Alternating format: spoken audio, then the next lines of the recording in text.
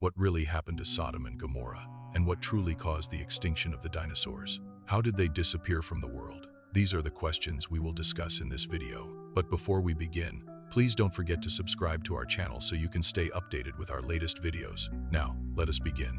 After many years of excavation, archaeologists, led by Stephen Collins, discovered the ruins of the ancient cities of Sodom and Gomorrah. The location they identified lies in the southern part of the Jordan River Valley, which closely matches the description found in the Bible. The site is known today as Tal el-Hammam. At this site, researchers found materials that look like glass elements that can only be formed when exposed to extremely high .Bu temperatures. They also discovered substances called spherules, which are formed when a comet strikes the Earth and scatters tiny, molten rocks across the ground. This evidence strongly suggests that the area was destroyed by intense heat. They also found scattered sulfur crystals, also known as brimstone. These sulfur crystals can only form when exposed to extreme heat as well. This strongly supports the biblical account of what happened to Sodom and Gomorrah. According to the book of Genesis, God told Abraham that he would destroy the cities of Sodom and Gomorrah because of the extreme sins committed there. Because of the wickedness of the people, the cities became known as a sin city.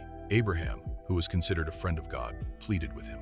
Abraham asked that if 50 righteous people were found in the city, God would spare it. He continued to bargain, lowering the number until he asked if even 10 righteous people could save the city. God agreed, honoring Abraham's request. God then sent 3 angels to Sodom. When Lot, Abraham's nephew and a righteous man, saw the angels entering the city, he invited them into his home to rest and eat.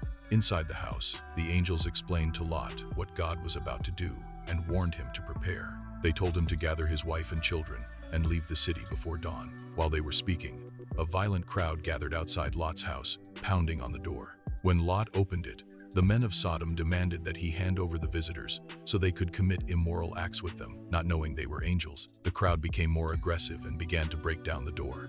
At that moment, the angels struck the men with a blinding light, rendering them unable to see. The angels then pulled Lot and his family out of the city. Soon after, God rained down fire and sulfur from the sky. Out of the city, burning sulfur fell from the heavens. The raging fire lit up the sky. The angels warned Lot and his family not to look back and to keep moving forward until they were far away.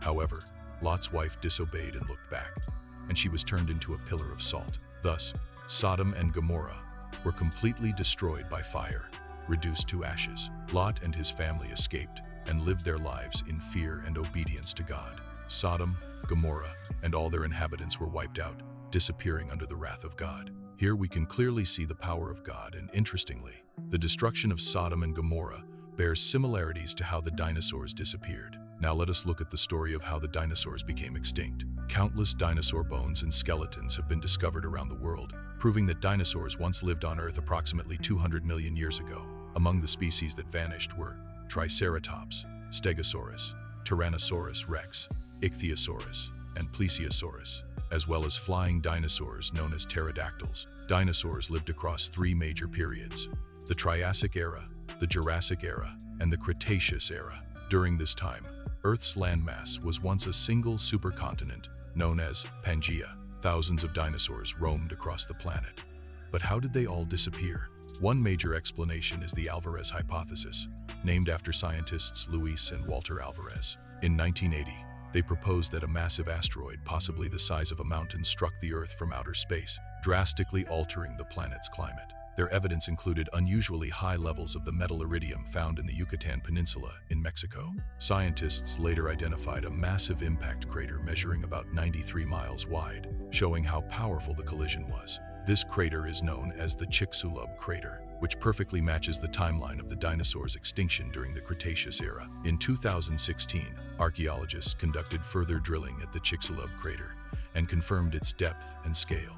Their findings supported the conclusion that the asteroid impact was extremely powerful. When the asteroid hit the Earth, flaming debris shot into the atmosphere and then rained back down onto the surface, causing massive destruction and death.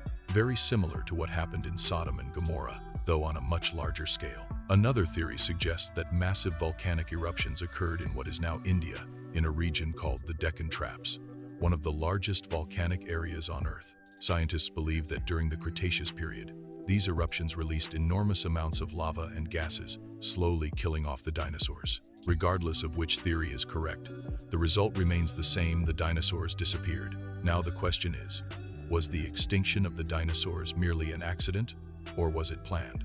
I personally believe it was planned, and that the one behind it was God. Just as God destroyed Sodom and Gomorrah with fire, I believe he also caused the extinction of the dinosaurs. Why would God do this? Because he was preparing the earth for humans. If giant dinosaurs had lived alongside humans, people would have been easy prey. It would be like placing a hamster in the same cage as a cat. The outcome would be obvious. If God was capable of destroying both massive dinosaurs and entire cities with fire, do you think he could do the same at the end of the world?